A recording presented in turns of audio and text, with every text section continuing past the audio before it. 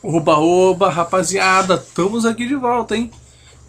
Segundo reinado é grande pra caramba e a gente vai estudar ao longo de várias aulas o que aconteceu no segundo reinado.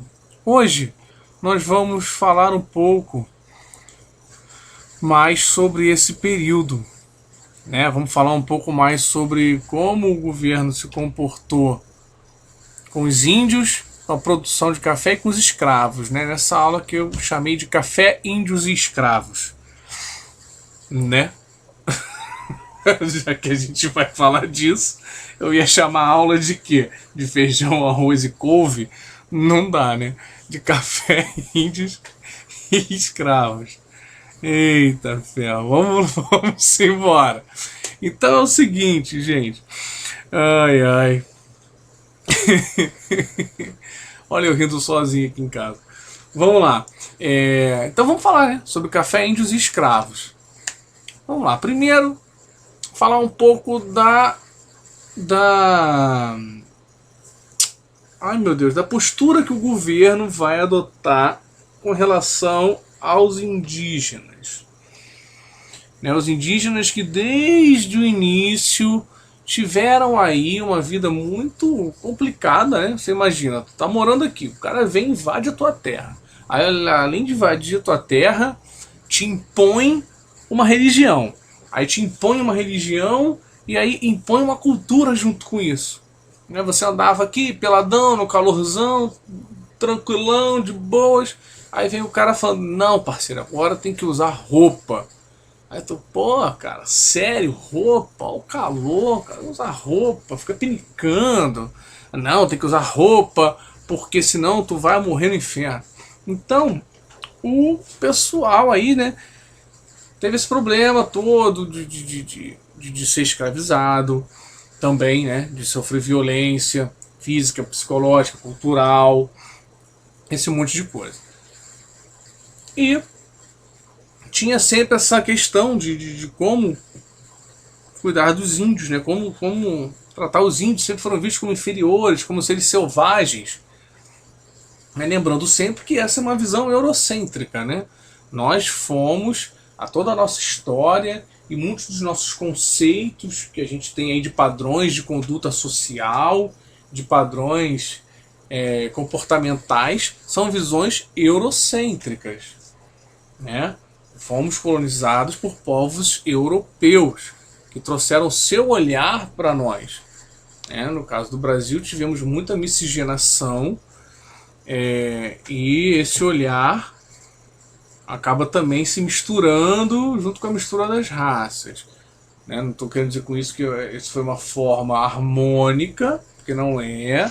Nós temos muitas questões para resolver ainda, né, inclusive de diferenças raciais, de desigualdades, né, mas fomos vistos sempre com um olhar europeu e tentando chegar lá, né? Embora hoje muita gente tente se igualar aos Estados Unidos, né, que adotem os Estados Unidos como um modelo de referência, né? O dia que a gente parar de buscar modelos de referência e desenvolver o nosso modelo baseado na nossa realidade, na nossa história, talvez a gente dê mais certo, né? Mas enfim, vamos lá. Se procurava aí, no segundo reinado, uma construção de uma identidade nacional. Nós somos um país jovem, né? Que começou em 1822. A gente está em 1840. Começando o segundo reinado, tem 20 anos de país. Então, o que é esse país e o que é a pessoa que mora nesse país, que nasce nesse país? O que é Brasil e o que é ser brasileiro? Então havia já um início de, né, ao longo desse século, uma preocupação, uma certa preocupação em se construir essa identidade. E nessa construção e consolidação dessa identidade nacional, há uma idealização romântica do índio. Né? O índio lá como inocente, o bom selvagem, aquela coisa toda, bonito, né? Ali junto com a terra, né? O cara ligado à terra, não sei o que origina aí o país, né? Já estava aqui um originário aqui do país e tal. mas ao mesmo tempo uma expansão territorial, até para se garantir a presença na terra, a propriedade da terra, e novas frentes de povoamento. Você precisa povoar a terra para garantir a posse dela, certo? E dentro disso, a gente vai ter um regulamento de missões.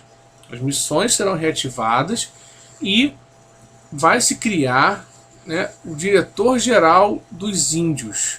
Cada província, lembrando que cada província seria equivalente hoje a um estado, então cada estado, cada província, teria um diretor-geral dos índios. E qual a função desse diretor-geral dos índios? Primeiro, ele tem que identificar quais são os indígenas que tem nessa terra e quais os aldeamentos que tem na sua província. Tá?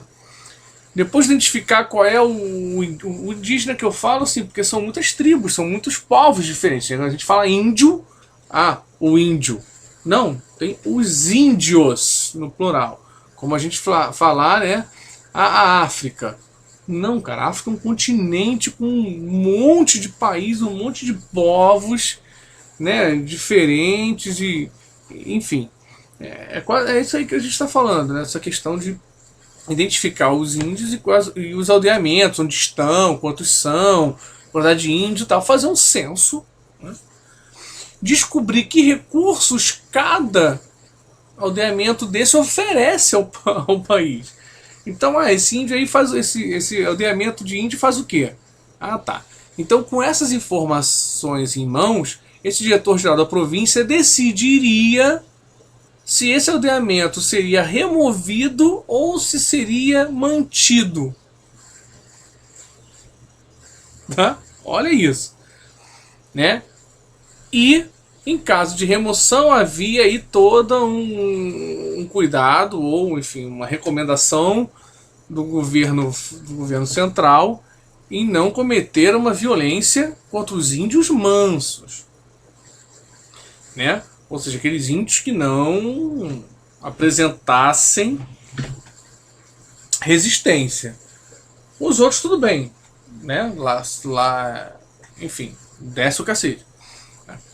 E, como eu falei, houve uma reintrodução das missões. Então esses índios acabavam sendo levados para aldeamentos missionários e tudo mais. Tá? Agora, embora a gente não tenha aí mais tanta questão da escravidão do indígena, né, como principal forma de lidar com eles, ou, enfim, né, não há tanta escravidão do índio, o índio continua sendo submetido à vontade daqueles que dominaram a sua terra, o seu povo, e o excluem das decisões da sua própria vida. O índio, muitas vezes, não tem a escolha, né? Ele faz o que mandam ele fazer, senão ele sofre as sanções, sofre as penalidades por não obedecer, ou seja, por resistir ao fato de querer que ele não exista, né? Não exista como índio, como cultura, como diferente, como original. Bom, outra coisa que a gente ficou de falar é do café. O café vai se tornar, né, o mais importante produto desse período.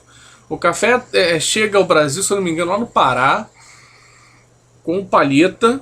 Eu esqueci o resto do nome dele, na sua apostila tem. Com o Palheta. Inclusive tinha até uma marca de café que se chamava Café Palheta. Ele teoricamente, pela história aí que contam, ele teria recebido algumas sementes num buquê de flores dado pela primeira dama da Guiana Francesa, se eu não me engano, para ele.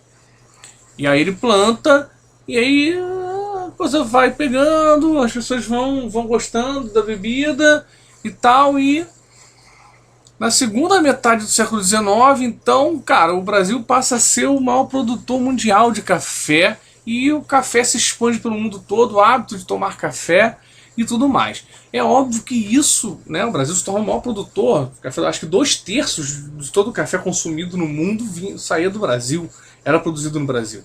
Então faz com que os produtores de café se tornem muito ricos, né? foram chamados de barões do café, porque muitos acabavam comprando o título de nobreza, ou até sendo agraciados com títulos de nobreza, para massagem do ego, né? Enfim. E um lugar que vai ser um grande produtor de café é o Sudeste. Começando aqui no início do século XIX, bem aqui nessa faixa litorânea aqui, que pega aqui do Rio de Janeiro, ó, tá vendo? Rio de Janeiro, Angra dos Reis, Paraty, Ubatuba, Caraguatatuba e tal. Esse período todo aqui, esse período não, né? Esse espaço todo aqui produzia. Depois, essa produção vai se interiorizando. Chega no que a gente chama de Vale do Paraíba, né? E aí depois vai se desenvolvendo mais pro oeste paulista, tá? Essa região aqui foi a maior produtora de café da época. E o café era produzido no sistema de plantation. Você lembra o que é plantation? O açúcar também era.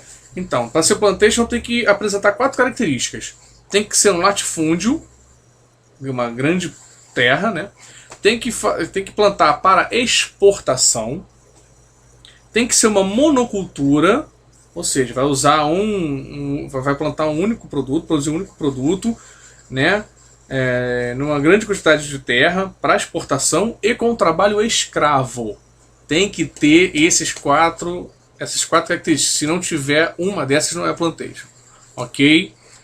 Mas com o fim do tráfico negreiro acaba, né, que vai se substituindo a mão de obra aí do escravo pelo imigrante em grande parte das fazendas de café, né? A produção de café também vai ter um impacto ambiental muito grande porque promove um gigantesco desmatamento da Mata Atlântica. Inclusive, por exemplo, a Floresta da Tijuca, ela foi praticamente toda reflorestada por Dom Pedro II porque ela abrigava a fazenda de café ali que acabou com a floresta. E aí ela foi replantada com plantas nativas que apresentavam as características das plantas que já tinham ali, as árvores que já tinham ali, tá? E agora os escravos, tá? Havia 3 tipos de escravos: o escravo do eito, que era o trabalho de lavoura; o escravo urbano, que ia para a cidade, aí trabalhava como artesão em oficinas, ou até de ganho. O escravo de ganho era um escravo que geralmente era emprestado para tarefas, ou ia para a rua, ele mesmo caçar bicos e pequenas tarefas para ganhar um dinheiro. E os domésticos, que aí os escravos domésticos eram tanto no campo quanto nas cidades, eram aqueles escravos que trabalhavam dentro da casa, tá? Faziam atividade dentro da casa, mas todos com péssimas condições de vida, né? Sofrendo violência física e até psicológica também, porque você vê, tinha famílias, então você não respeitava isso. Eu nem, desculpa comparar, mas para você entender bem, é como um cachorro. Aí você tem a mãe que tem os filhotinhos. O que você faz? Você vende o filhotinho, um filhotinho dá para um, outro filhotinho dá para outro, ou vende, tá? Então eles eram tratados muitas vezes dessa forma. Vou vender o homem, mas vou ficar com a mulher. Ou então vou vender esse filho aqui, que já é um homem, já é forte, já dá um dinheiro, vou vender que eu estou precisando de dinheiro. E não se respeitavam os laços familiares. Então muitas pessoas tratavam os escravos como coisas mesmo, e até como se tratam muitos animais, né? Basta dizer que muitos eram marcados a ferro quente, né, gente? Então, enfim, um dos maiores absurdos que a humanidade já fez e já praticou, tá? A Inglaterra, em 1845, assina o Bill Aberdeen, que é uma decisão unilateral de permitir que a marinha inglesa, né, abordasse navios que estavam transportando os negros para serem escravizados, né? E diante, era uma pressão que a Inglaterra estava colocando no mundo, porque ela queria acabar com a escravidão para poder aumentar o mercado consumidor de seus produtos industrializados, tá? E no Brasil, 5 anos depois, foi promulgada a Lei Eusébio de Queiroz, que abolia o tráfico negreiro. Então não podia mais entrar escravos no Brasil. Não podia mais comprar escravos vindos de fora do Brasil. Então o que acaba acontecendo por conta disso? A gente acaba vendendo escravo aqui dentro mesmo, né? De província para província, aqui por dentro você tinha ainda, você promovia a reprodução de escravos, para você continuar tendo escravos e continuar vendendo. Incentiva a imigração, né, de outros povos vindo para o Brasil, e acaba, de certa forma, também incentivando um pequeno surto industrial, porque muitos fazendeiros vão investir dinheiro em outros negócios, vai entrar uma mão de obra vinda da Europa que é mais especializada e preparada para trabalhar com as máquinas das indústrias, né? E que também é a mão de obra livre, né? Os imigrantes têm uma mão de obra livre e que acabam tendo dinheiro para consumir. Então gera aí um pequeno surto industrial no país. Beleza? Então é isso, rapaziada. Eu falei demais. Vamos despedir rapidinho por causa do tempo. Já estourei meu tempo, então faça os exercícios, preencha corretamente lá o seu formulário, anote suas dúvidas para participar da live com dúvida. Aproveitar que eu tô lá para responder. Beleza? Então valeu, rapaziada. É isso. Um abraço e até daqui a pouquinho na próxima aula, hein? Valeu!